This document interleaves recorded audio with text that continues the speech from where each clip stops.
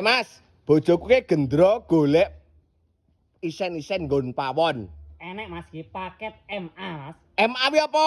Kok iso madang karo nggon nadang. jabang bayi tibake. Nomor 1 iki nggon madange Mas. Nggon madange iki meja madang. Madang kursine papat bane Srit Jati. Gitu. Heeh. Ning iki nomor Lah sing ane nggon adange ya iki. Oh, nggon adang. Pane ireng, garise emas mewah tenan Mas. Iki nggon lamarine, nggon adah lauk pauke ya to.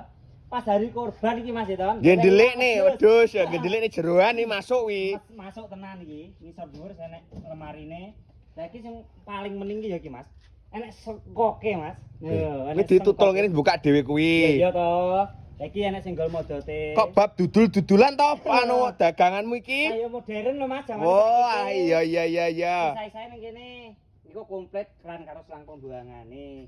Lah, adange yo ning kene iki. Alah, paket MA. Heeh, paket MA 7 juta oleh loro iki. Berarti nggon madang ambek nggon adang iki.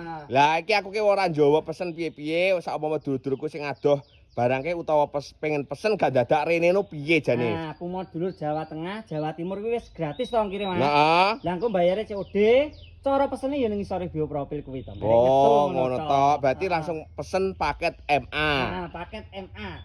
Madang kambek adang. Berarti bar adang sik lagi madang. Lah nek urung adang di madang apa? Watu.